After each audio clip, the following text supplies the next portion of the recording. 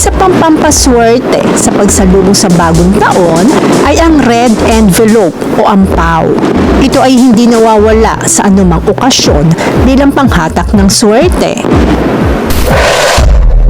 Maglagay ng ampaw sa tabi ng mga maswerteng prutas. Pang-akit sa swerte ang paglalagay ng pulang envelope o ampaw na may lamang 8 coins ng lumang 5 piso na kulay ginto. Ang ginto ay kumakatawa sa pag-unlad, habang ang numero 8 naman ay simbolo ng infinity o walang katapusan. Ang ibig sabihin nito ay walang katapusang pag-unlad.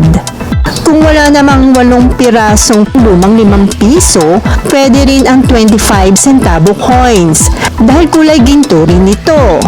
Pero mas mainam na gawing 18 pieces ng 25 ang ilagay sa envelope. Ilagay din ng envelope katabi ng tray na may lamang prutas.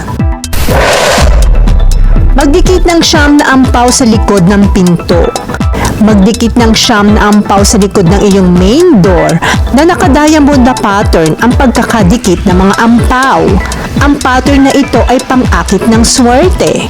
Maglagay sa bawat ampaw ng inyong wish. Isang ampaw, isang wish. Kaya maghanda ng 9 wishes para sa taong darating. Magbigay ng mga ampaw na may pera. Ang pagbibigay ng mga pulang sobre na puno ng pera bilang mga regalo sa mga bata at walang asawa na matatanda ay pinaniniwalaang nagdadala ng swerte at kayamanan sa taong nagbibigay. Nakaugalian na huwag magbigay ng halaga na nagsisimula o nagtatapos sa numero 4 dahil ito'y tinuturing na isang malas na numero. Sa halip, subukang magbigay ng halaga na nagsisimula o nagtatapos sa maswerteng numero 8. Pinakamainam ko ang halaga ay magsisimula o magtatapos sa 8 dahil ito ay tinuturing na magpapalaki ng swerte. Kapag nagbibigay sa isang tao ng pulang sobre, kailangan na ipakita ang sobre sa tatanggap na gamit ang 2 kamay at para matanggap din ang sobre, gamit ang 2 kamay. Maglagay ng ampaw sa prosperity bowl. Punuin ng isang mangkok ng bigas, rolling paper money at idikit ito sa butil at pagkatapos ay samahan iyon ng 3 pulang ampaw. Ang pulang kulay na ampaw ay magsisilbing pang-akit ng swerte. Ang pagsasama ng mga pulang sobre sa prosperity bowl ay isang pagtango sa tradisyong ito at nagpapahiwatig ng mga pagpapala sa pananalapi at mabuting hangarin. Ang unang red envelope ay maaaring lagyan ng pera na nagkakahalaga ng 168 o 999. Ang ibig sabihin ng halagang 168 ay fortune all the way.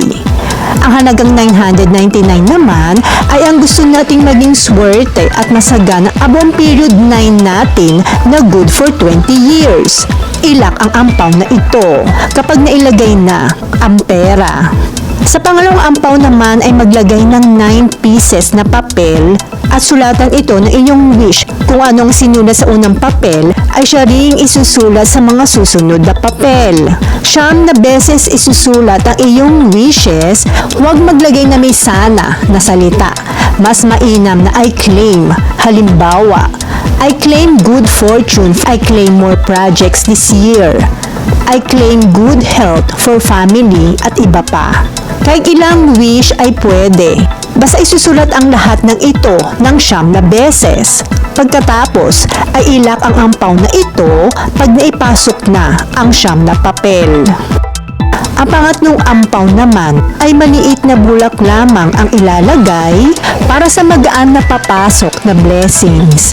Ito ay senyalis natin sa universe at cosmic alignment na handa na tayong tumanggap ng blessings o mga biyaya sa 2026. Hindi ito ilalak. Hayaan lamang itong nakabukas bilang paraan na handa na natin tanggapin ang 2026 ng maluwag sa ating kalooban. Yakapin natin na magandang tradisyon na ito tungkol sa red envelope o ampaw bilang paalala ng potensyal para sa kayamanan at kasaganaan sa darating na taon. Wala namang mawawala kung ating gagawin at tanggapin ang mga hamon ng taon. Lagi nating tandaan na nasa ating kamay pa rin ang ikauunlad ng ating kinabukasan. Samahan natin ng panalangin sa ating Panginoon Diyos upang gabayan tayo sa taong darating, 2026.